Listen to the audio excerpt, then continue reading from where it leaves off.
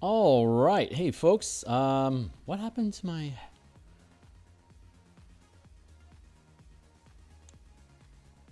all my bits? Let's bring this back up. What are we showcasing today? Let's see, Rebel Belt, and let's see. Yeah, here's a bunch of book covers I created. So there you go. Okay, cool. So hey guys, we're on stream. Let me see if let me check my signal here real quick to see if that's coming through. Okay. Mic check, mic check. 1, 2, 3. Check, check, check, check, check, check. Mic check, mic check. It sounds really clean. 2, 3. Check, cool. Check, we'll keep that. We'll drop down that volume and hopefully keep it from getting in the way. I'm going to grab my link here. If you're already familiar with the channel and you're catching this in the future, you want to skip ahead to the action. You like maybe less than a minute, skip ahead, and we should be getting into the meat of what's going on today. Let me switch over to here and do some social media posting really quick, and I will regale you with my origin story here quickly. So for those that are not familiar with the channel, this is your first time visiting, or if you're trapped here in space-time with me here and now, my name is Phil Kearney. Hey, what's up? I create role-playing games, I illustrate them, and I publish them online. I've been creating content for Dungeons & Dragons 5th edition for the past... since 2018. I've been a DM since 1987. I've been a freelance illustrator since 1999. And so I'm a huge fan of Dominion style of play, where your characters acquire land or property of some sort and then start gearing adventures around improving or protecting that territory from whatever it is that the DM is going to throw at you. And so I want to have that reintroduced into the 5e game mechanics using actual 5e game mechanics. There's a lot of alternate like warfare and kingdom building ideas that are floating around on Kickstarter and stuff that don't really use 5e game engine. They use some sort of, like, you have to, in almost every circumstance, you have to stop playing actual D&D 5e and start doing this other thing for a little while. And then when you're done with it, then you get to go back to playing 5e. I want it to be seamless, so you're always playing 5e.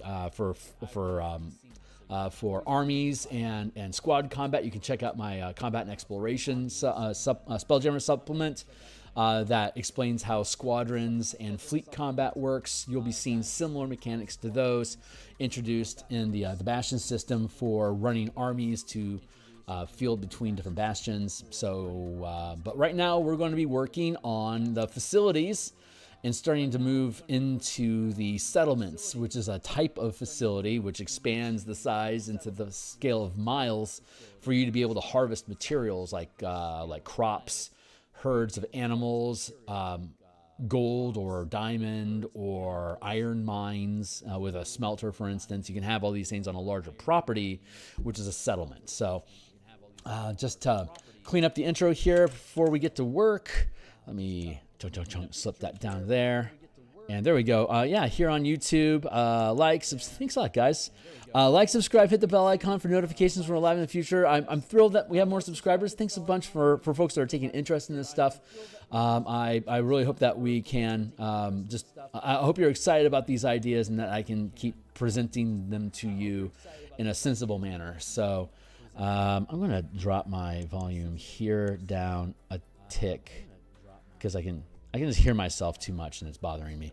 So let's drop the volume there. No. Okay, here's a bunch of books that yeah, here we go. Here's a bunch of books I've created already. You can check these all out, like the Spelljammer book I just mentioned. These are all free previews. If you want to support me, purchase something. If you think it's cool, buy it.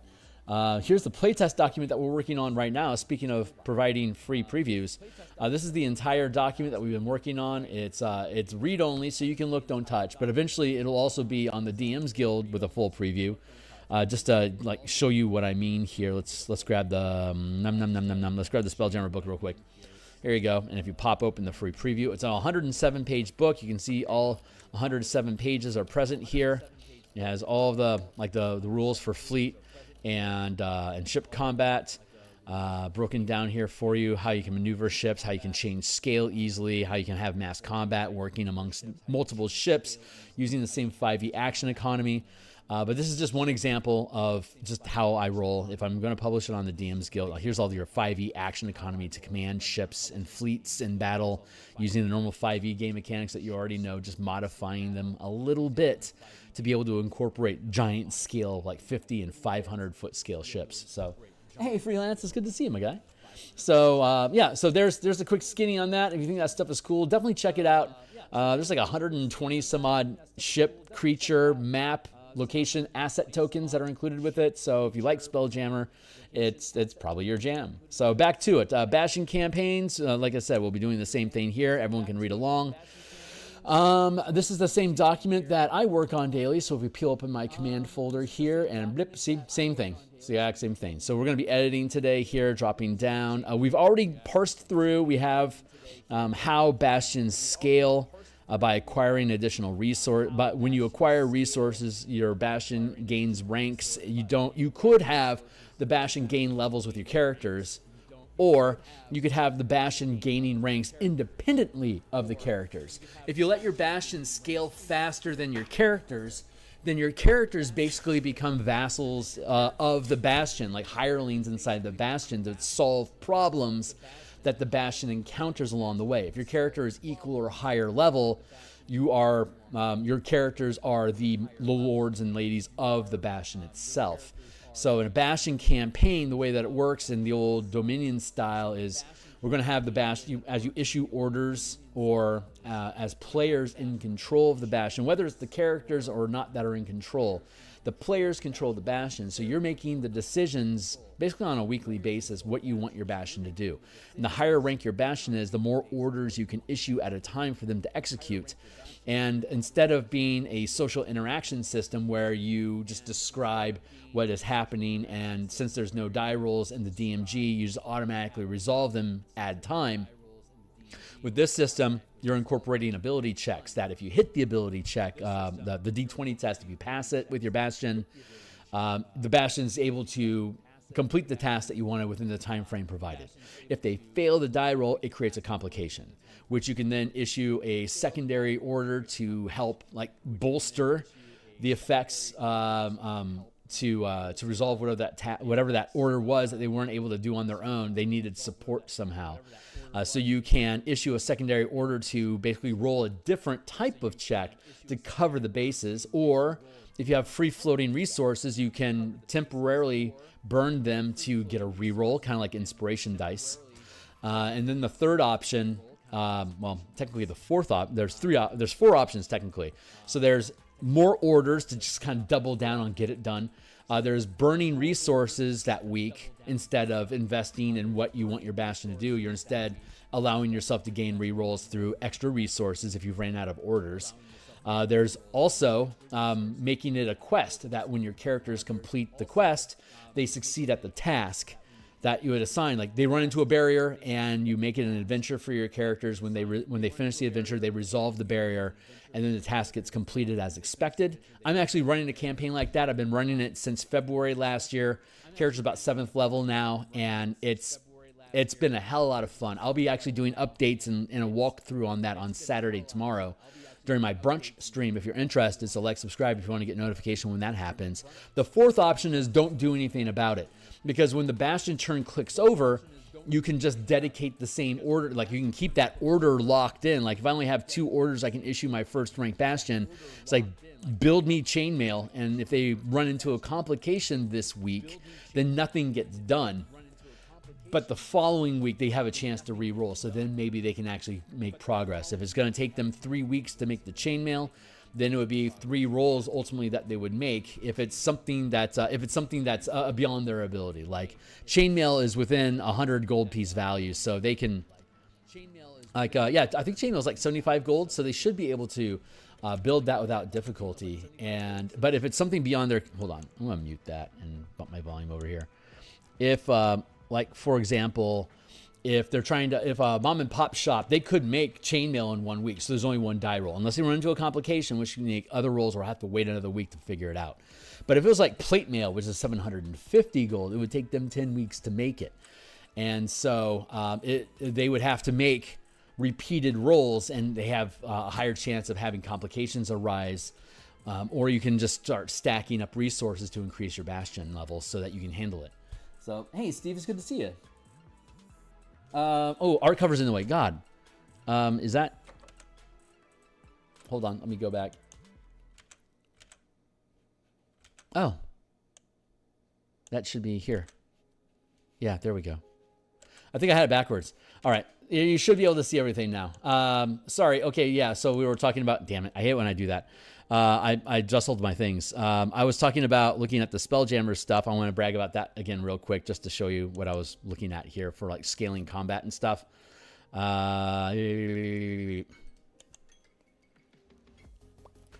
Combat scaling, using ships and fleets in multiple scales of combat, 5-foot scale for normal combat, 50-foot scale for squadrons of ships operating together as a unit, or individual actions if you want. And then here at the 500-foot scale, you have like one icon like here representing multiple ships over here, facing off against multiple hammerhead ships down here. So like you can have a scaling combat system, which is something I was talking about. We're going to be adding, like this is the ship version of that, and we have like action economy that you can break up using normal 5e action economy to issue orders to your ship to be able to attack each other, or to issue orders to squadrons of ships during a normal round of combat. You can do that with troops on the ground as well using the same rules. I'm just gonna make a very I'll break that stuff down and include it with the Bastion system as well once we are getting ready to prep this thing out. So we're still building all the mechanics that go along with it. So ranks 1 to 5, you gain resources as you're, like if you link the rank of the Bastion to your characters, you'll automatically gain the minimum amount of resources needed for that. Like if I hit 5th level and I'm using Bastions, then I'll have 4 resources that I can divide up a bit amongst facilities to give my Bastions perks, and for me to increase the result of to add bonuses to the die rolls that I'm making to succeed at tasks. And here's the number of orders that you can have. Here's the Bastion die, which is like an inspiration die or a superiority die that you can tack onto the die roll when you're trying to make an ability check. Anywhere from like a 10, 15, 20, 25, or 30 is the normal array of difficulty DCs in Dungeons and Dragons, which fits into a 5-point array, which is the 5 ranks that we have, which coincides with half casting, gaining levels at 1, 5, 9, 13, 17. It all curves together very smoothly. I also rebuilt the renown system that's in Ravnica to use a 5-point scaling, 1, 5, 9, 13, 17. So a Ravnica character that's gaining renown in their guild can gain a Bastion that's part of the guild itself. So you start building like a Boros warrior would start building a separate fortress in the name of Boros to defend an area like from Gruul or something like that. While an Azorius Senate member, if you're in the Azorius Senate, maybe your Bastion is like a thought police drone shop where you have drones coming in and out of the place scanning thoughts for crime and stuff like that. Fun stuff. So, sigh of relief. So it's ability checks. You're making ability checks. There's 7 types of orders that you can issue to trigger these to trigger these things. You have crafting, which is making stuff.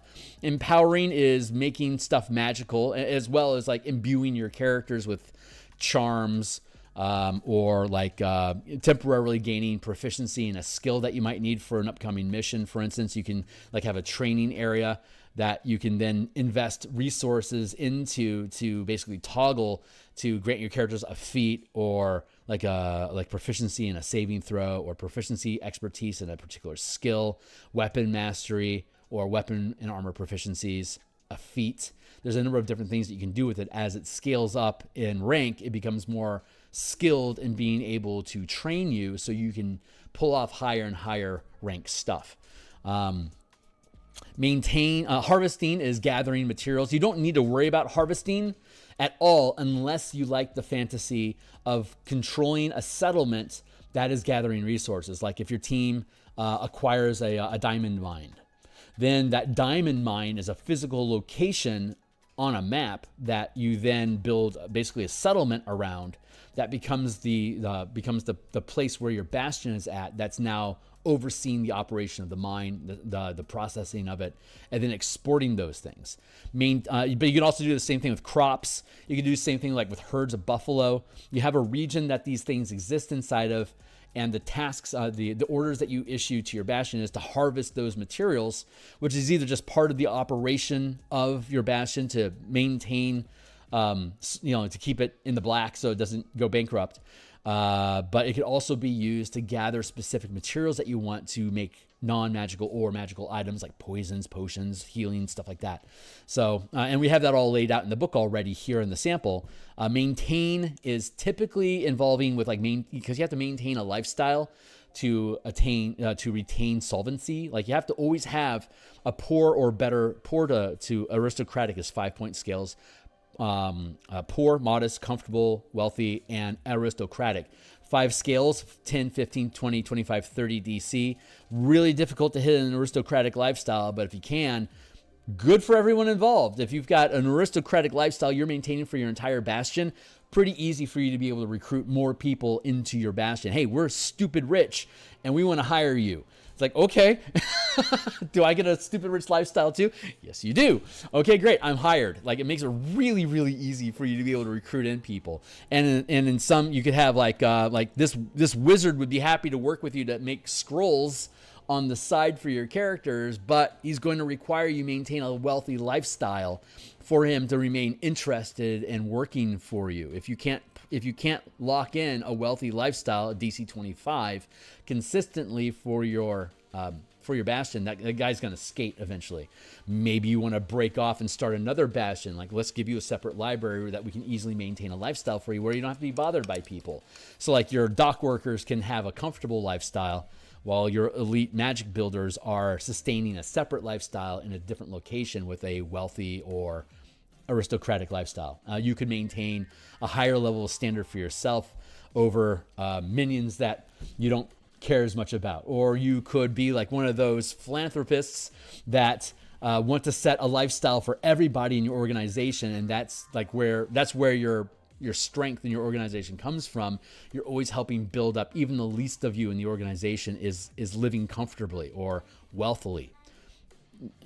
There's a lot of different ways you can narrate it, which means we're going to probably have to spend a lot of time talking about that stuff inside of the book. So we're just hammering out the narrative right now. Recruiting is, like I said, hiring and bringing in NPCs and monsters.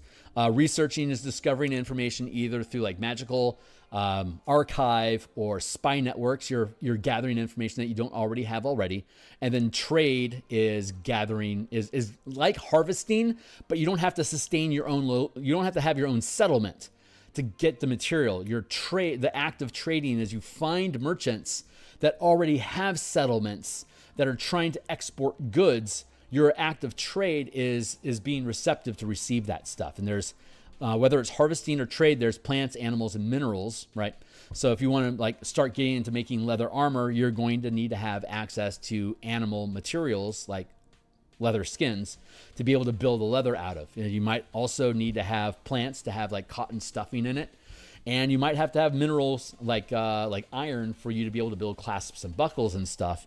But generally, things have like 1 or 2 different types of materials that you need. So if you invest resources into maintaining a line of trade to have materials, you don't have to be specific about like it has to be leather specifically. That's the narrative. But generally, it's just animal material that you now have access to. And then, so once, like if something needs animal material, it's a die roll to create that thing. If you fail the die roll, one of the complications could be you don't have the right type of material to build this thing. You need to either find someone, establish something like find a place to get it yourself, find someone who's willing to trade it with you, or you could go on an adventure and acquire those, like loot those resources or run a quest to purchase it. And I am yet again just bouncing all over in my chair. Maybe I have too much coffee in my system. I don't know. So the facilities will help determine like what kind of stuff you can build. Like everything from the PHP and the DMG is in here so far. So it's all broken down by rarity because rarities have cost values associated with them. Common is up to 100 gold, and then 400 gold, 4,000 gold, 40,000 gold, 200,000 or more gold. That's basically the scales of creation from common to legendary. You can't make artifacts. That's God space. Just like you can't give yourself blessings. That is also God space. So, but you can make charms for yourself, and you can make, just like you can make magic items on the scale of common to legendary. The materials that you need, like a club, a generic club is just going to be like a thick piece of wood that's been cured. So that's generally going to be plant material, and you would need an armory, which is one of the facilities that's in the DMG. You would use an armory to create that club. But you could also use an armory to make a dagger, or you could use a smithy. So there's some crossover, a lot of crossover in the weapons category and the armor category. But then it starts to diversify a lot. Like when we get down into artisan tools, like making alchemist supplies, you could have the facilities that could make alchemist supplies is a laboratory or a workshop, for instance. A brewer supplies, you could use a garden, a greenhouse, a laboratory, or a pub to gather the materials that you need to be able to brew like potions or spirits or whatever. So these have their different options clicking through here. Then we have other tools, disguise kit, theater, laboratory, workshop. Those work well for disguises, and there's a lot of ways you can imagine that. Adventuring gear, all the things in the in the player's handbook for adventuring gear is all listed out here. So like if you have a workshop, you can make all these things easily. If you don't have a workshop and you still want to make these things, you can't make it because you don't have any points invested into a workshop. But you could like trade to get a whistle if you need. But if you set up a workshop, and you can have like, you start with 1 point as a first rank Bastion, you could put that 1 point into, I'm going to have a workshop that I can build a whistle in. There you go. And so you make your die roll. Let's say you failed the die roll, and so there's a table for each of the orders that you issue that tells you what the complication is. So in this instance, maybe it's like you don't have a specialist that knows how to make whistles. Like your workshop can make all sorts of different stuff. Like it can be a carpenter, it could be like a carpenter's mill, it could be a stonemason's shop, it could be a metalworking shop, a basket weavers, shipwrights. There's all sorts of different things that a workshop could do. So if you fail your die roll, it's like you can do a lot of stuff, but you don't specifically know or have the resources to make a signal whistle. So your task then, because you failed the die roll, if you succeeded the die roll, it's like, yeah, we can make a whistle, no problem, here you go. But no, we're missing stuff. So depending on what it is that you need, or the role could be you don't have a guy who can do that, then you have to spend an extra order to go recruit that guy. Or you have to spend an extra resource or an extra order to go create a trade, to make a trade connection this week to be able to get the materials that you need or whatever. So that's how those die rolls are resolved. Or if you want to make an adventure out of it, you wanted a whistle, you can't make a whistle. Okay, well, we really need a whistle. I hear there's a legendary whistle in the Whispering Mountains that at the dawn you can hear the sound of a cockatrice crowing at the top of the mountain. And if you go up there, you could like salvage its larynx and make a whistle out of that, for instance. That becomes your quest, and at the end of it, you now have a whistle, you beat up a cockatrice, maybe you can get some other cool stuff to make magic items with. Hence the idea of a Bastion campaign, where failures at your Bastion generates plot hooks for your characters to engage in. You failed at the whistle, you could choose just to let it go, and next week, if you still need that whistle, you could issue the order again. Maybe circumstances changed, new materials came in, you can kind of like background narrate. Yeah, you got more materials in, you found somebody, the guy did some studying on how whistles work, you hit the die roll this time. Now, yeah, I've got what I need now to be able to make that whistle work. So now you can make your whistle, as an example. But you can do that with vehicles. We don't have structures yet. We're going to deal with structures when we get down to the settlements. But siege equipment, all these things, we have a cost, a duration, and the facilities and materials that you need to build these things. So you can literally build anything in the player's handbook or the DMG that's not an artifact, using the system with a single die roll if you're successful. So scrolling past all of that, what I really, I think the next thing that we want to do is start looking at okay, so where we're at right now is we're looking at how do I want to structure this. So we have these orders, and we can have like multiple, like for instance, here we're looking at maintaining a lifestyle for your Bastion, right? Here's the DCs that you have to hit for the different levels of lifestyle. And if you can't hit at least, these are basically death saves. If you can't hit a 10 or above, which is a poor lifestyle, if you can't maintain a poor lifestyle for your Bastion, that Bastion is dying. You do not have enough revenue coming in to be able to keep your people fed. They are going to leave. You don't even have enough security to keep the doors closed. So it's just like animals just come in and eat your shit. So it's like you need to maintain a better level of quality. So if you have, like in death saves, if you have a squalid or wretched lifestyle 3 times in a row before, basically it doesn't have to be in a row, but like you have 3 failures and your Bastion dissolves.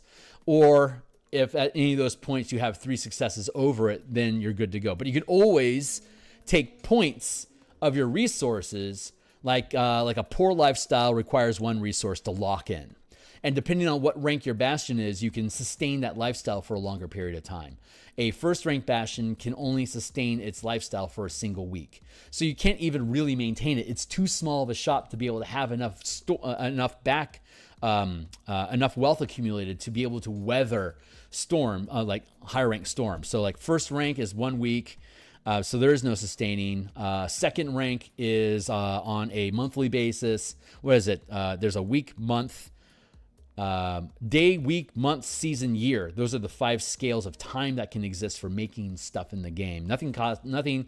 Typically, if you're of the appropriate rank to build something, at worst it's going to take a year, but most stuff is going to take either a week, month, or a season, depending on the scale, which you can reduce with higher skill and more resources invested. So, you can assist like a second rank and third rank can sustain. It's month, season, and year. So it's month. What is it? Month, season, year. Yeah. Second rank can sustain something for a month. Third and fourth rank can sustain something for a full season, and then a 5th rank Bastion can sustain something for an entire year. We might twist those numbers as we continue developing. But like if you hit that DC 30 for an aristocratic lifestyle and you have 5 resources available that you can float in your Bastion, you can lock those 5 points in. We are sustaining an aristocratic lifestyle for as long as we can maintain that, so we can live the good life.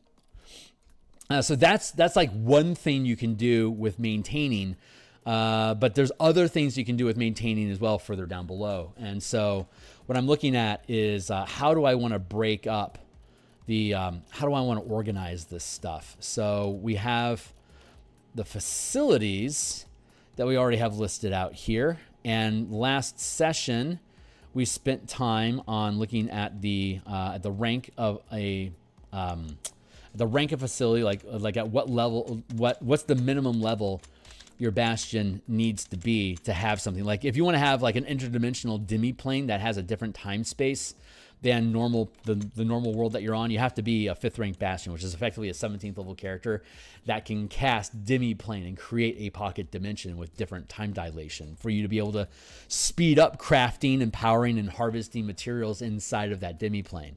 It's like, that's like if it would normally take a year to make your legendary magic item, if you build it inside of a demi-plane, it'll only take a season to do it. And if your characters are specialized in making that sort of stuff, you could even reduce it down to a single month, which helps with the time frame involved with most D&D campaigns.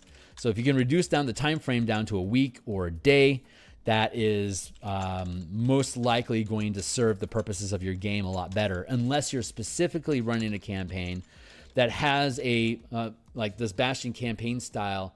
Its tempo is you have an adventure every week. Whether it's because you're doing something for the Bastion, normally you'd be doing something for the Bastion to advance the cause of your Bastion. But if you don't have anything specifically that your Bastion is doing, characters just do their own thing. But we break it up. We break adventures up into like weekly episodes. So every Bastion turn is a week, and you decide what your complication is that your team wants to focus on to resolve, so you can continue advancing your goals. We'll be looking at that tomorrow during my brunch stream when I do my own Bastion campaign update for the Eberron Spelljammer asteroid belt mining campaign that I'm running with gnomes, dwarves, and warforged, basically mining precious rock and dragon shards from the asteroid belt that rings Eberron to bring the material down for the planet, for the nations of Corvair to make use of. So fun campaign idea. We've been running it for almost a year now, and we got anywhere from 3 to 5 people showing up each week to run through an adventure. And when the adventure is over, then we do the Bastion turn. We find out what our new complications are. They decide which fire they want to put out themselves, and that launches the next adventure. So we're working on the different type of bastions. Like we know that an arcane, we have everything broken down here from what the DMG provides for us, like a meditation chamber. You can spend a week to gain advantage on 2 random saving throws for a week. That's what the DMG does. And then you roll a d6 to see which those 2 are, and you can gain proficiency or advantage in 2 saving throws. The observatory, for example, a charm is basically a spell or potion effect that hangs on your character until they use it, and then it goes away. So it's basically like a temporary magic item. Let's tack that. Where are we at on time? 30 minutes? Okay, I got another 40. So another 2 of those, and we're done for the day. But here's how things break down. I'm looking at different ranks of power for being able to do different things, like Dark Vision spell is one of the charms that you can have. That's a 3rd level spell. So when you're making potions or like making scrolls and stuff, it's a common magic item, which is 1st rank, uncommon is 2nd rank, rare is 3rd, very rare, and then legendary. So a common magic item is cantrip 1st level. Uncommon is 2nd, 3rd, 4th, 5th, 6th, 7th, and then 5th rank bastion, 8th and 9th level spells that you can duplicate. So although this observatory, basically what it is like you peer into astral space, or you're peering into the stars of a wild space system, and as a result of studying that space, you become imbued with a magical effect. So that week, anyone that's coming into the observatory, if your character's hanging out and basically bathe in this otherworldly energy, they will become imbued with a charmed effect that they can then use. It's basically on them until they use it. And it takes a week for that to get infused into them using these basic mechanics. You can also, 3rd rank in power is using the heroism spell. And there's also like the vitality potion is basically the different charm effects that you get. So, but since charm has the same progression as magic items, instead of having a specific set of charms only, what we can do is observatory can empower charms, and we know that the rank of your bastion sets the maximum scale of magic item that you can create. Common, uncommon, rare, blah. So a 1st rank bastion that has an observatory in it, you can start creating charms that are either cantrip or 1st level spell effects. So like if your whole team needed Disguise Self, for instance, I think Disguise Self is a 1st level spell. If the whole team needed to have Disguise Self on themselves, so like they could break into a place, you could use your observatory to be able to observe different magical patterns in the multiverse, to be able to then imbue yourself with that disguise magic, Disguise Self magic spell, so that when it's the right time, everyone in the party can pop this disguise, and then you have that magical effect on you, as like one of a billion examples. So the empowered charm, there's research. And the research allows us to contact other plane, and that's out of the book. Contact other plane. But contact other plane is a 5th level spell. Empower 1 to 5 equals power 1 to 5 charms. Research starting at 3rd through 5. Like since contact other plane is a 5th level spell, and you don't get access to that until your 9th level as a full caster. 9th level corresponds with 3rd equals a 3rd rank bastion. So you can't have you can have an observatory right away at level 1. It's like a big telescope on top of your house. Here we go. But for you to be able to gain the benefit of a contact other plane, it has to become so involved and so powerful of an observatory that you can peer into space and receive mysterious answers. That's the idea. So, but what else could we do? Also a research idea. Research starting at 1 to 5. equals gain familiarity. Gain improved degree of familiarity with a wild space, with a destination. So like if you're using teleportation, your destination, like your familiarity with a destination has a percentage chance of botching and getting you killed or flung someplace weird. So if you want to arrive at a location and you want to increase your familiarity with it, then you use your observatory to research that region so that you can observe it. It's almost like a scry, like a magic ball that has extended scrying capabilities. But another fun trick to that is if we go into the Spelljammer book that I built, and let's go to the exploration chapter. Traveling from one wild system to another, you have to go through the astral plane. And the astral plane, the familiarity with the location that you're going to reduces the amount of time, like the virtual time that you hang in the astral until you can arrive at the next location. So travel time in the astral sea, your level of familiarity. If you're very familiar with the location, like if it's your home, you can always get back home in D6 days. If it's something that you've seen casually before, and we break down what these different things mean on the next page. Color pools, familiarity. Here we go. Let's see. The Rock of Brawl occupies a 10-mile space. Description: viewed once, seen casually. Those set the DCs. That we have a table up top. But basically, as you become more familiar with the location, these are the days spent, and the research die roll that you need to make. Instead of, if you explore an area, like if I go to a place and I spend a day there exploring it, I can gain a viewed once level. If I spend 4d10 days at a location, I can become very familiar with it. If I'm researching something, I can't ever truly become very familiar with a place unless I visit it. I have to actually feel it. But if I'm looking at it for an extended period of time, I can perform research on it. And that's what these die rolls down here are. You set the DC for the die roll, and then you can gain different levels of familiarity.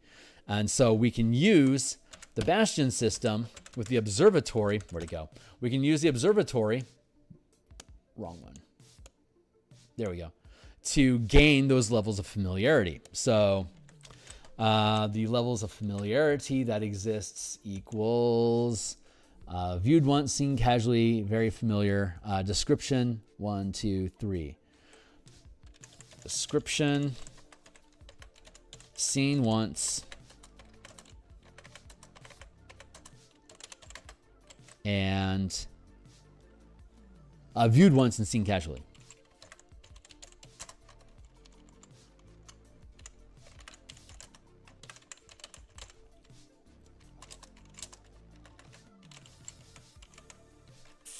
That would be a description, just a description of it. Let's say that'd be a DC 10. And then viewed once would be DC 15. And then seen casually, that'd be a DC 20. So familiarity, DC. There. Empowering equals charms.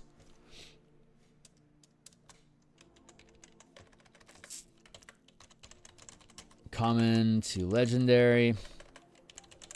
I don't know if I actually need to write that down. Oh, that's what it is. Empower equals create charms. There you go. Research to 5. Contact other plane once per week. These are all things that you can do once per week. So there you go. Familiarity. Is there anything else that we need to do with the observatory? We have these things, but we can destroy this list because this list exists inside the DMG. So it's like, hey, I want to make this dark vision thing. Can I have a dark vision charm? It's like, yeah, you can. That's a second level spell. Then you need to be a second rank bastion to be able to do that. And at the end of the week, you'll have that charm. It's that simple.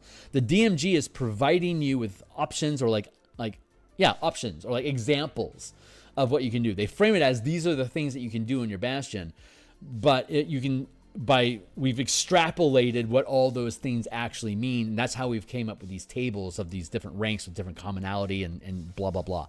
So I can scrap.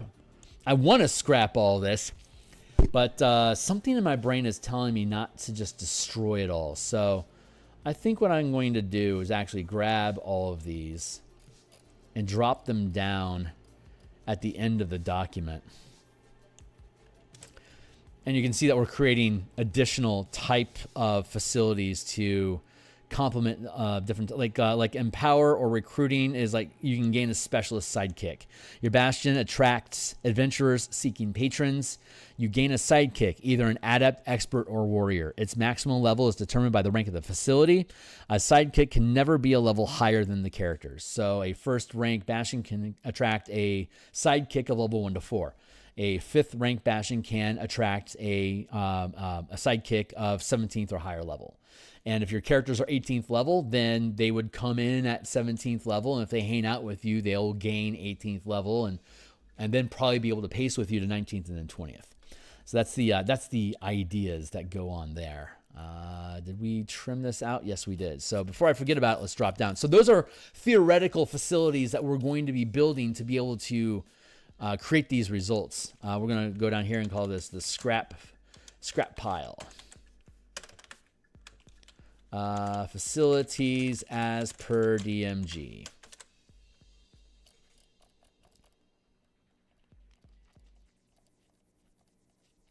And then I'm going to go back up here to the observatory. I'm going to grab this because we just actually completed that. And then we're going to delete it. There. So I might, what I might do is just like make an appendix that breaks this stuff down. Like as per DMG, these are the things that you can create. Here's the difficulties that you need to do them. The facilities that you need. I can break it down specifically like that if you want to be picky about what you allow, but using the scaffolding system that we've implemented, you can do any of these things, and it's consistent. Like it completely complies with what's in the DMG, except that we're adding ability checks to create complications and make it challenging instead of just automatically succeeding. If like the DM could decide, if you want, the DM could allow you to automatically succeed at the things that the DMG says that you're supposed to be able to do with that specific facility. And if you want to do something above and beyond that, then you can make a die roll. I think it's best to always have a die roll to create opportunities of adventure and conflict, but I want to make this thing be usable for everyone, regardless of how they want to play it. So we can have that in place. So it's valuable for us to have that stuff in the appendix to break it down. So now we have these here. I can come back up to here. Blur. Was this supposed to be down at the bottom? Hold on real quick.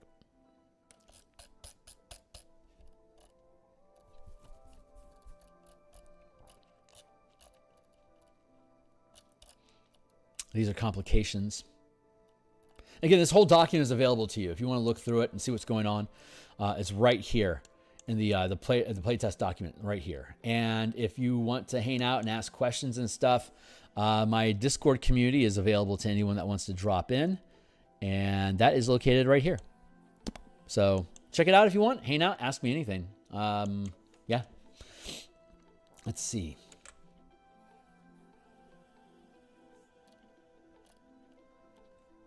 Where am I? Am I in the right place?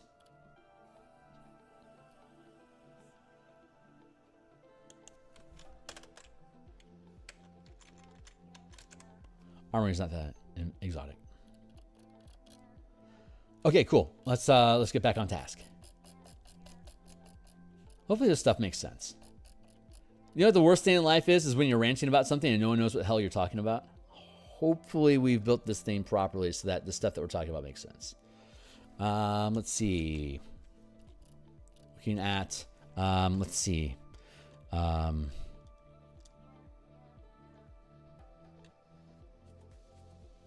Let's see, what's the word I want to use here? We have facilities. And then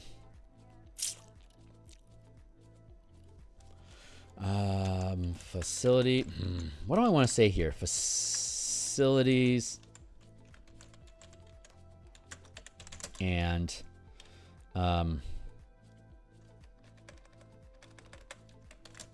facility benefits.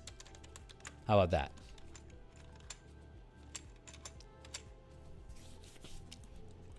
Now I do want to jump in here and go down to the bottom of the page for us to see what's already here for us to properly word. That's why I needed to do that. I'm glad that we did that. Let's see, arcane study, blah, blah, blah.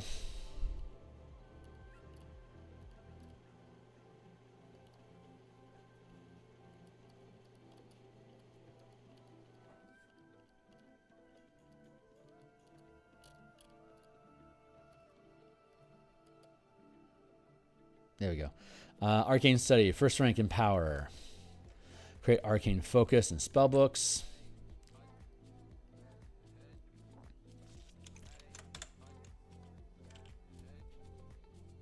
Let's do it like this. No.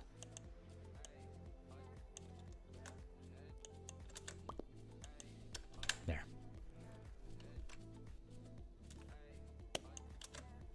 So what can we do with an arcane study? By default, you can create an arcane focus and spellbook, or you can gain charm to cast identify once per week. Like all you can do with this is attain an identify charm, which makes sense because this is an arcane study. It's a research facility, right? And being able to create an arcane focus and a spellbook makes perfect sense. Craft. So how do we word this here? Create charms. Contact other plane. So this would be empower 1 to 5 equals create arcane focus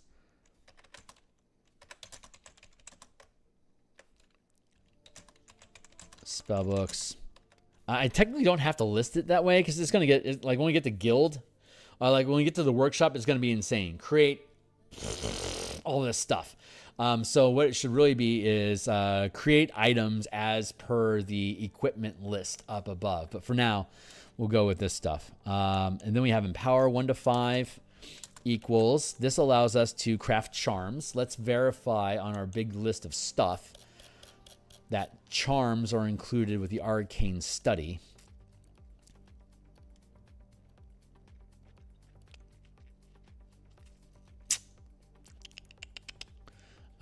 Let's see. Charms. Arcane study. There you go. That's a good point.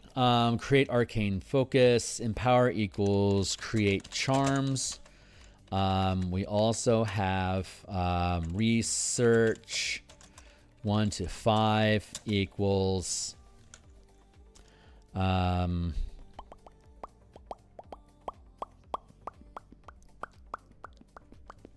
contact other plane. Hold on.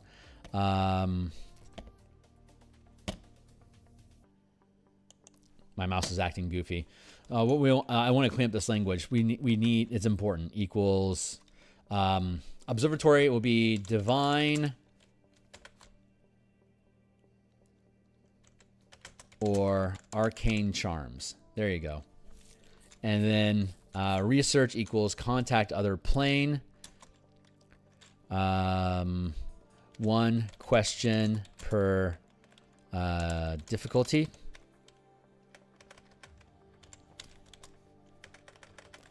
DC 1 to 5 questions. Basically, it's saying because you have the scale of 10, 15, 20, 25, 30. So when you get to 3rd rank, you can start performing the research action with your observatory, and depending on how high on the research check you roll, 10 or above, you're going to get 1 or more answers. If you hit a DC 30, you get 5 questions that you get the answers from, contact other plane style. If you roll below 10, you create a complication that prevents you from being able to perceive. So DC 1 to 5 questions, less than 10 equals complication. Divine arcane charms DC comp 1 to 5.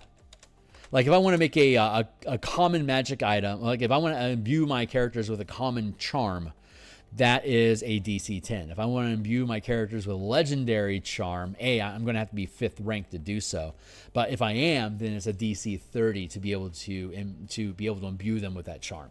So, and it takes a week to do it, so it's proper prepping. Wish is not something that you can charm into yourself. That's in my games, charm is a 10th level spell, which you can't cast until 19th level, allowing you to cast any spell that's below it. So yeah, that's the idea there. But I'll have to spell it other than, like, quote, other than wish. So there's that. Research equals 3 to 5. Research, gain familiarity. These words are kind of word salady. Contact other plane. Yeah, DC 1 to 5. 1 to 5 questions.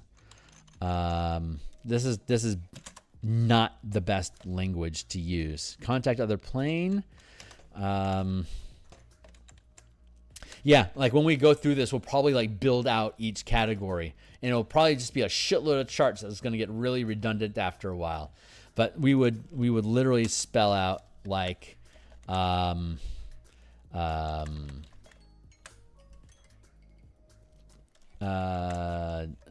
DC, and then questions. Less than 10. Complication. 10, 1. 15, 2. 20, 3. 25, 4. 30, 5.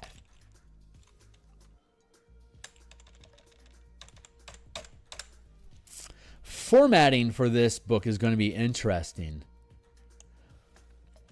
I might decide to like have two things parallel to each other, like stat blocks, almost like in Monsters, like have them like little partitions. So each thing that you can do would have its own little block with its own scaling system. That might be a good way to do that. Empower divine arcane charms. And so like this would look like DC, rank, DC, rarity. 1, 2, 3, 4, 5.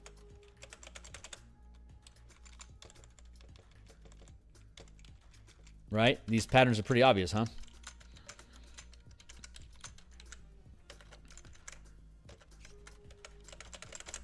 And if your character's there,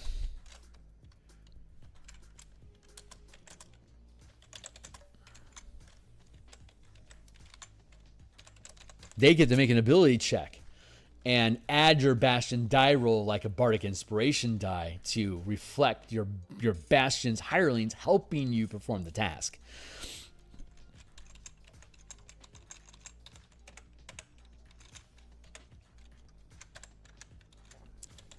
Rare. Very rare. Very rare. Very rare. Very rare. Very, very, very, very rare. Legendary. 8 to 9. Excluding wish. 4 to 5. 6 to 7. I don't. Obviously I believe this. I think this is the proper way to do it. I think this is going to scratch, like this really scratches the itch of like what Bastions can be in 5e. Like we're just, like you can see, we're just using the 5e game, the 5e game engine with the DC, rarity, and leveling structure that already exists inside of the game for characters and items, and we're just codifying it and spelling out here's the DCs and the time and the cost that are associated with doing these type of things, so that it's easy for you to be able to implement this stuff into your system. Like if you want to use salvaging rules, like harvesting magic items, like Eye of Newt or whatever, Eye of Beholder, then you have an excuse to go hunt after those specific monsters to make the things that you want your Bastion to make. Hey, we can't make this thing until we have Eye of Newt. Let's go hunt some newts. That's a fire-based creature, so we better go find. I know there's lava fields like 200 miles north of here. I bet we'll find newts in some of the steam vents there. Okay, let's go, and that becomes your adventure for the session. Once you have your newt eyes, then you can head back home and build your whatever. So that's observatory. So, okay, right, going back to the arcane study. But yeah, we're going to be doing, so there's 29 facilities that are in the DMG, and we're going to be breaking them all down like this. So the observatory, did we have, let's go to this one. This is the scrap aisle. Let's, no, wait, I need to stay in the scrap heap. Need to stay in the scrap heap, and thank you. Demi-plane, plane, facilities, craft. Oh no, it's at the end. Hold on. New.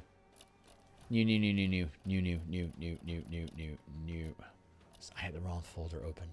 So this should be the one that we need. And what were we looking for? Facility benefits.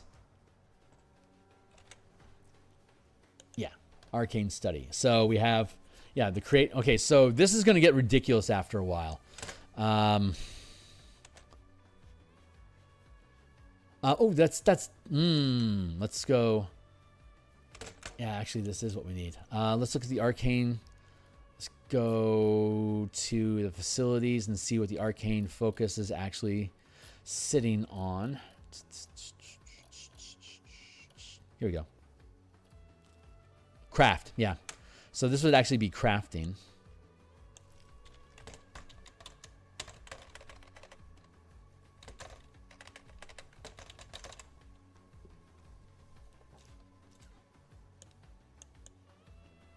Zoop, zoop.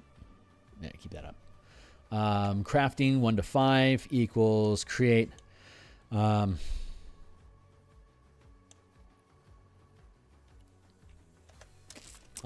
Arcane focus, books,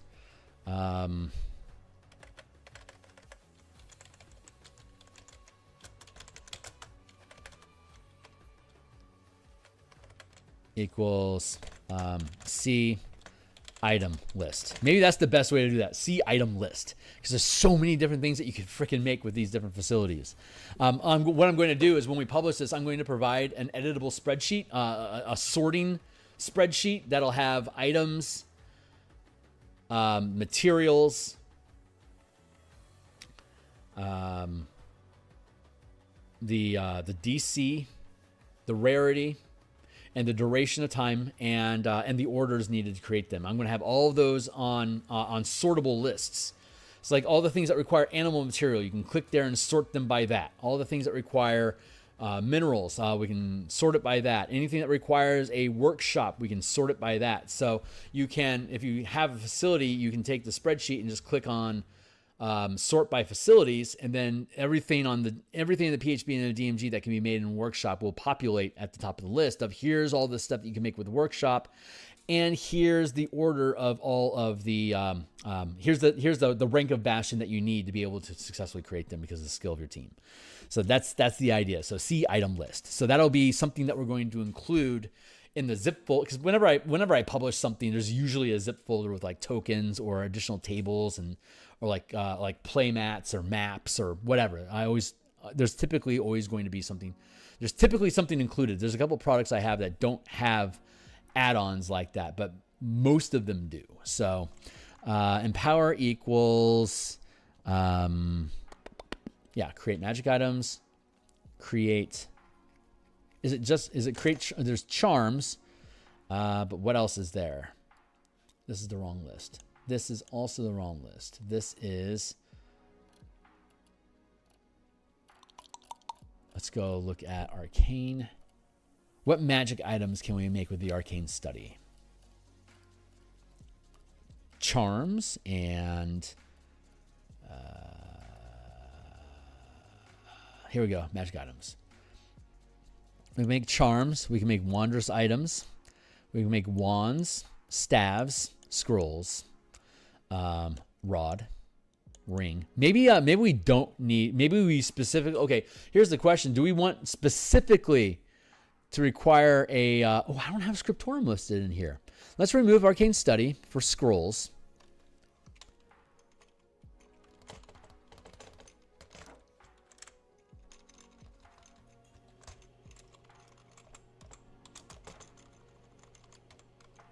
and replace it with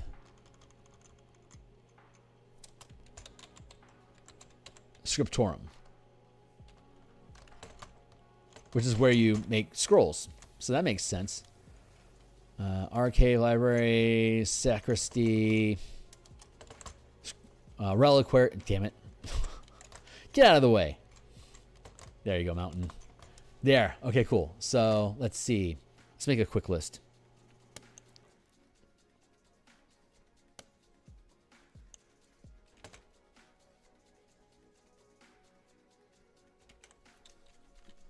Ring, rod,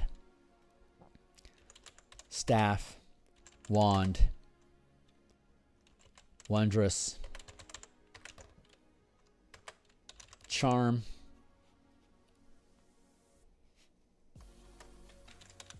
arcane, arcana.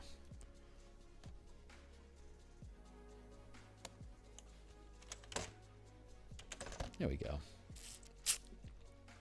Equals create. Oh, I don't like how that got organized.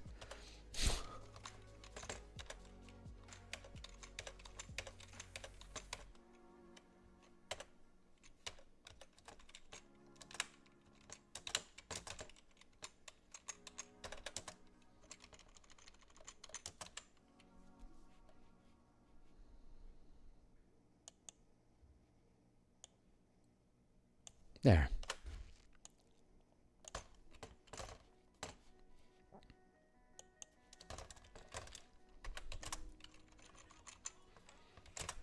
Charm, ring, rod, staff, wand,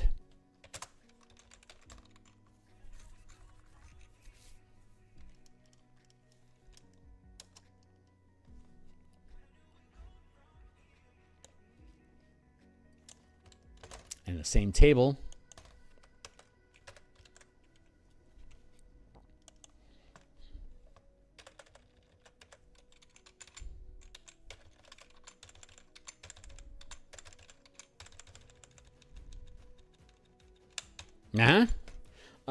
Research is, how does research work as listed?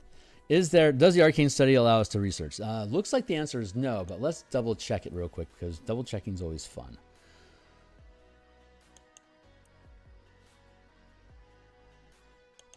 Arcane study. Create a charm.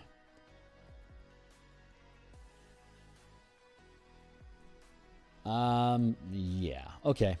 Arcane focus.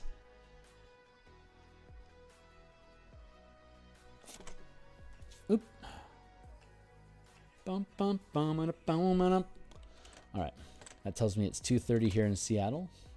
Research 1 to 5 equals what's the word we want to use for that?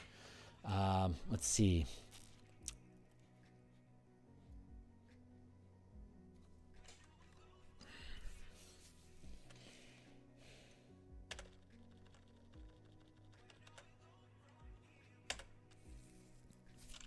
Oh,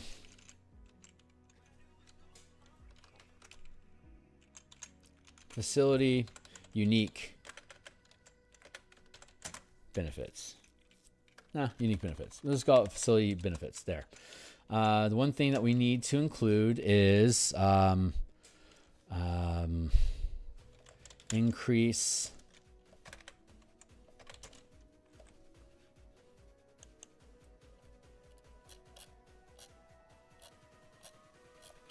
better keep this here. We have this here in the scrap pile at the bottom. I'm going to have to open up yet another document. So let's do that. Dunk, dunk, dunk. And let's go down to how we have the facilities organized. There we go. Arcane studies, craft and power and research.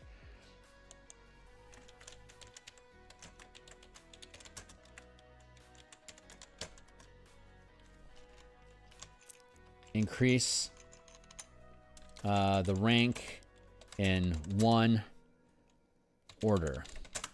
So if I have a fifth, the Bastion's rank sets the cap on the rank of an order. There's 7 types of orders.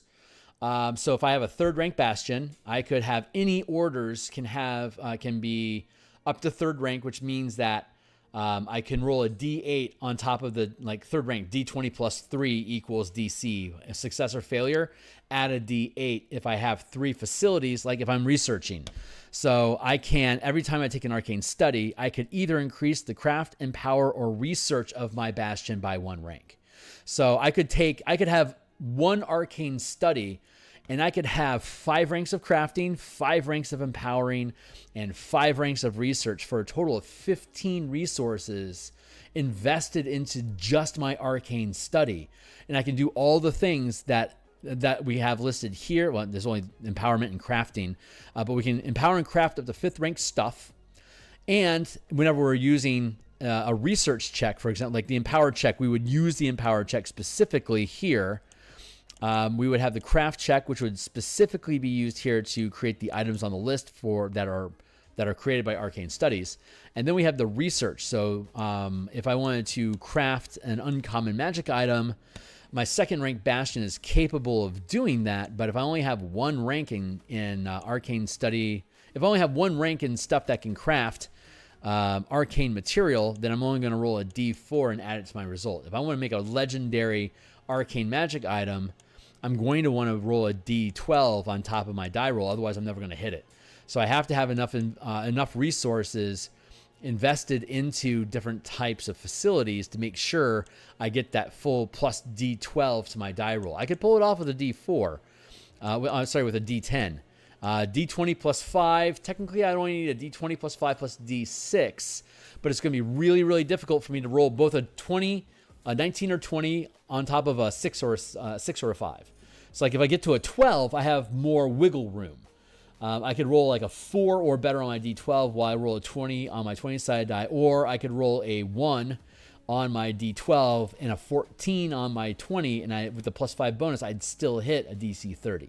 So the Bastion die allows for flexibility, which kind of represents the inconsistent nature of hirelings helping you perform these tasks. Sometimes you're having a great day, but Carl over there might be having a shitty day. Both you and Carl might be having a shitty day, so that's why you rolled a 1.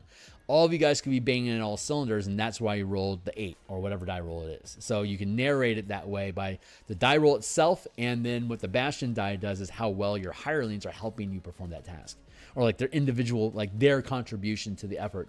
You didn't contribute shit. You guys completely fucked this up. But luckily, the facility was built to do this thing, so you succeeded despite yourselves. So you can theme the results of stuff around that sort of thing. So if you get into naming your hirelings and Carl keeps fucking up, maybe you fire Carl and you hire somebody else. Now Carl has a grudge against you. So that means that guy could come back at a later time and like Doctor Strange at you and try to take down your entire Bastion because they're disgruntled, for instance. So increase rank in 1 order. We have the let's go into the observatory here real quick.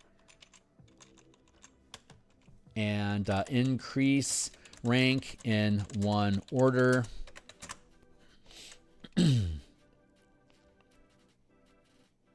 Research and empower.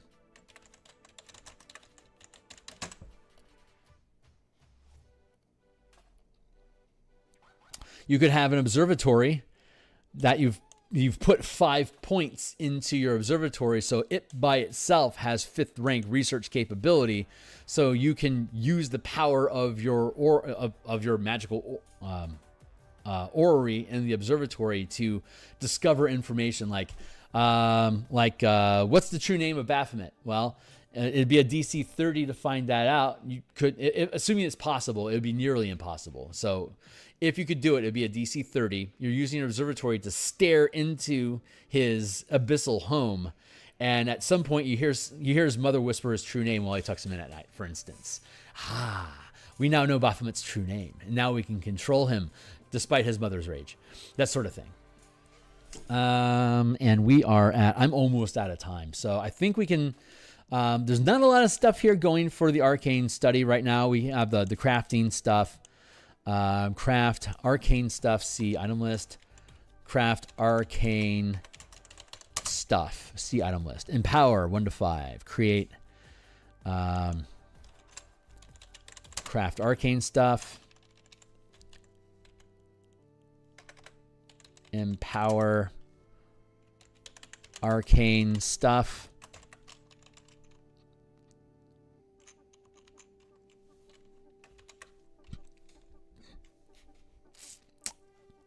That's probably sufficient for the arcane study.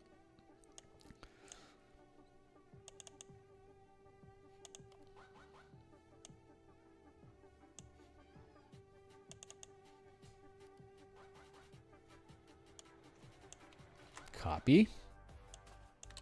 Paste.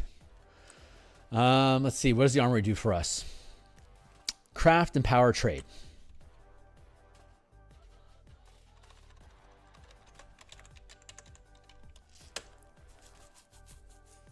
Hey, Domo, it's going well. I'm almost done for the day. I don't have a lot of time.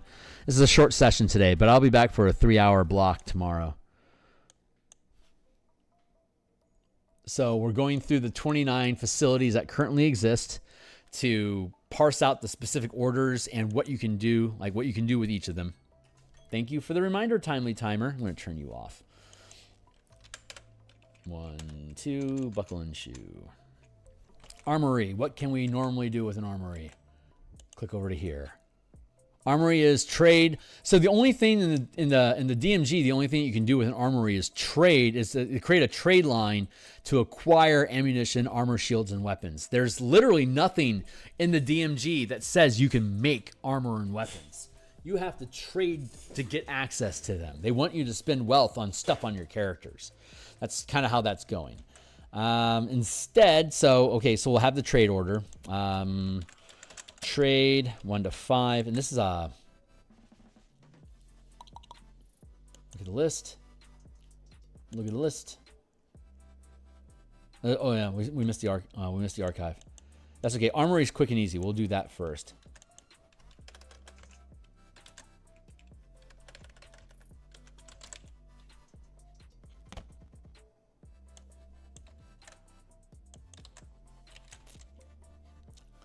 Research and empower.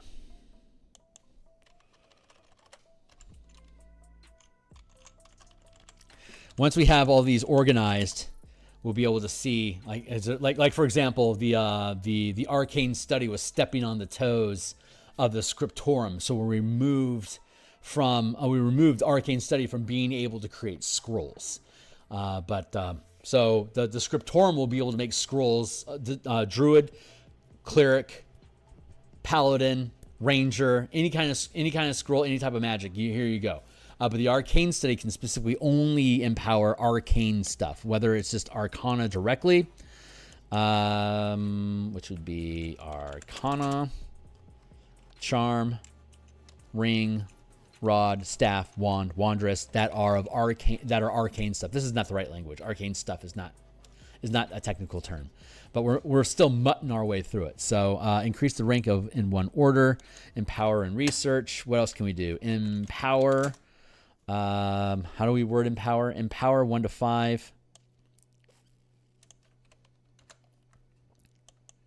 Like these tables are these tables are super redundant. It's better to just have making magic, like empowering magic items. Here's your scaffolding, and then we could reduce we could reduce down, instead of having this table here, we could just we could reduce arcane study to, here's the 3 things that it can do. You can increase your rank in one of these orders for each point. You can craft magic items that are arcane stuff, or you can craft mundane items that are magic stuff. Craft non-magical arcane stuff, and then you can empower magical arcane stuff. There, that's how that would look by itself. And if we have up top a scaffold that says when you're empowering or making stuff, here's your, we already have that up there, but we might decide to keep this here. We might decide that's redundant. I think that's going to come down to just how it looks on the page. Do we want it to be more concise for efficiency to read through these things, or do we want to space it out so each facility becomes a one-stop shop to learn the stuff that you need? We already know it's not going to be a one-stop shop because like Workshop's going to have like 1,000 different things that it can make. So there's that. But archive, increase the rank of Empower and Research. I want to get back. Like an archive doesn't have to be Arcana stuff specifically.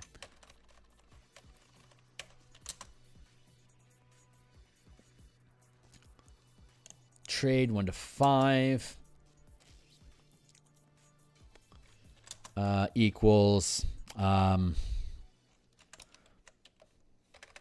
requisite non-magical weapons, armor, shields, weapons, armor. Let's do it like this. Armor, weapons, shields, and siege machines. And we have the same scaffold as everything else.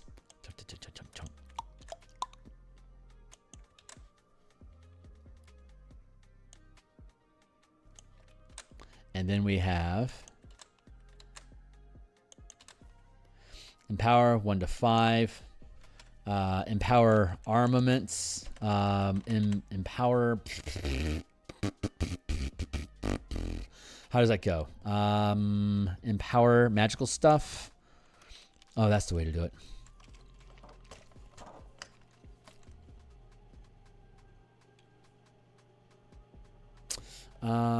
Magical, arcane. Yeah, that's appropriate. Arcane stuff. Here it would be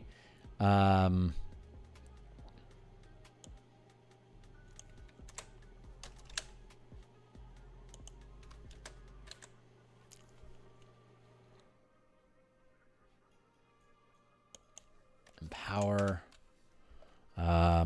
martial stuff. How about that? Armaments, because armaments is a separate table, a list of stuff, which will mostly overlap with armor, shields, weapons. But let's go actually look at the armaments table.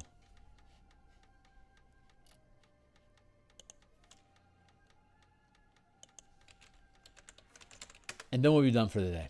And I'll come back tomorrow. We'll keep working on it. Armaments table.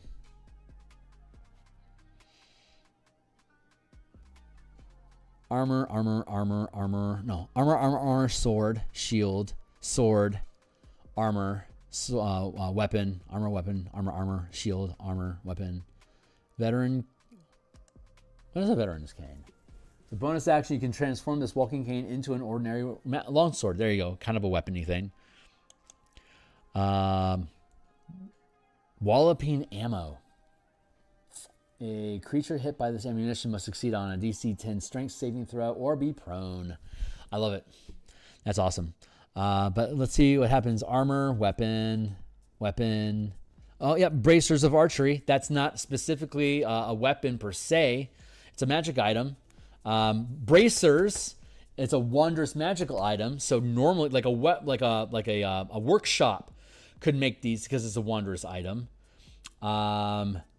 Let's see. While wearing these bracers, you have proficiency with the longbow and short bow, and you gain a +2. Like, this is an armament thing. This is not arcane. It's not divine. It's not druidic.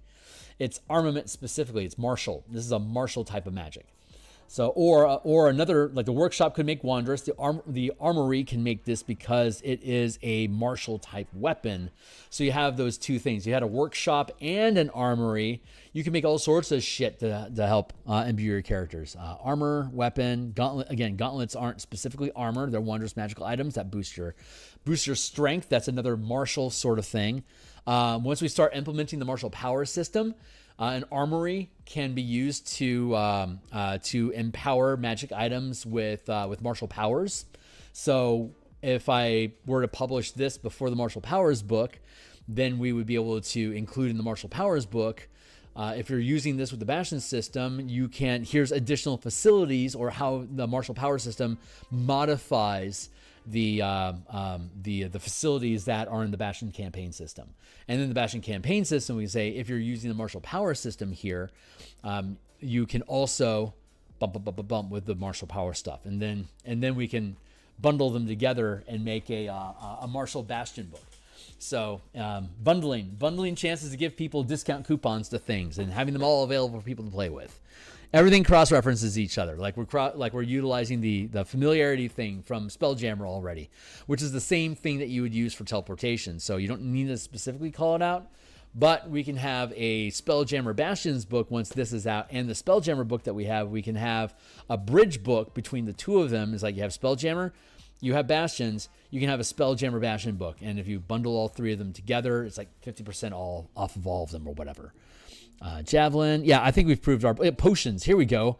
A potion of pugilism. That is an armament.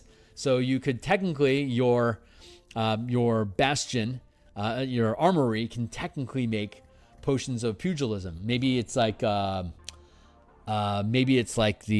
blood on armor. Like you use the blood from that you come back with the blades, you clean it all up, and you make this oil that you like smear on your hands, and when you do, you have the blood of your enemies is imbuing you with power now, and that's how you get your potion of pugilism to work, like for example.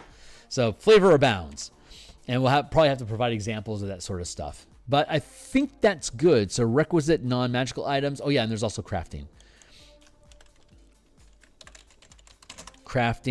non-magical items, non-magical martial stuff. See, we have stuff.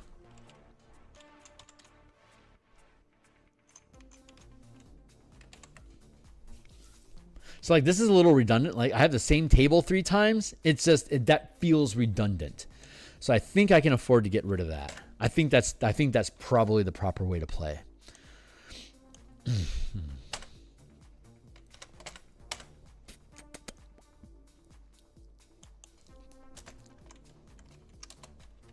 Equals craft non-magical. Acquire. This would be acquire, not requisite, but acquire. Okay, so that's the armory. We actually still need to do the archive. So when we come back, we're going to put a placeholder here. This is where we're at right now in the facilities benefits on page 19. So when once we finish this, so we're going to have a brief example. We'll have a brief description of what all the orders are, like what they generally do.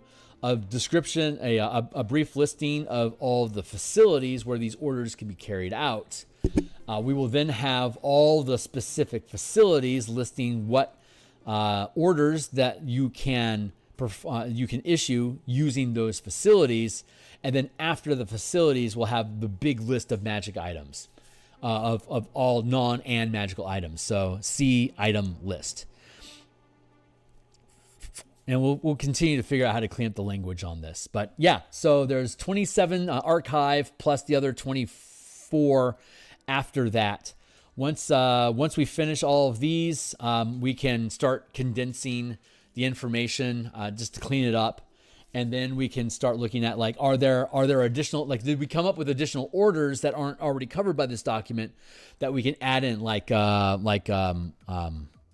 recruiting soldiers. Obviously, you can do that with the war room, but recruiting in general, we would also be able, like, do we need to break up recruitment between, like, a barracks, for instance? You can recruit with a barracks. That's for troops. A guild hall, you can recruit specialists, and either a barracks or a guild hall, you can recruit sidekicks, right? So that's kind of how I'm seeing this thing break down. Like, it kind of like how the DMG has specific things that you can do, but we're taking those specific things and we're broadening them out. So depending on how strong your facility gets, you can do that, but like more of that. So that's the idea. So that's where we're at for today. When we come back tomorrow morning, I'll be back in around 9 or 9:30 in the morning here in Seattle. And My priority is to update the bastions for my campaigns, because the team is doing bastion orders. They just finished their last adventure, so now it's time for us to update the bastion and to look at what things could go wrong that they need to trigger activities for, and then if we can get done with that efficiently, we still have time left. We can come back and play with this some more, and then I'll be spending time off stage, as always, working on page layouts for the Eberron adventure, but also I'm just about at a place where I need to build out another section of the mega dungeon for the Martial Powers campaign. They're pushing into the second space. They'll probably take ownership of the second zone and then move into the third zone on Monday. And if everything goes well and people survive, then they'll probably choose to retreat to the they're probably going to choose to retreat back to zone 1, but I want to make sure that zone 3 is fully fleshed out in case they start to explore it. I don't expect them to be able to finish zone 3 on Monday, but I do expect them to push into it. So that means I need to have zone 4 set up and be ready to go to move forward from there. So anyway, that's my agenda. We'll be back on Monday morning as well to do more Eberron art. Of course, we'll be back Monday at lunch. Monday at lunch. We'll be back to also work on this, and once we get through all 29 facilities, then we can start seeing what are the cool things that we can do that aren't already covered by the facilities, and what other cool facilities can we create that allow us to add in more benefits, so we can have more than just 29. Like we added settlements, that puts us at 30 already. So anyway, that's the idea. So if you think this stuff is cool, like, subscribe, bell icon, blah, blah, blah. My Discord is linked down in the description down below. Check out my books. And hopefully I'll see you guys tomorrow. Later. Thanks a lot.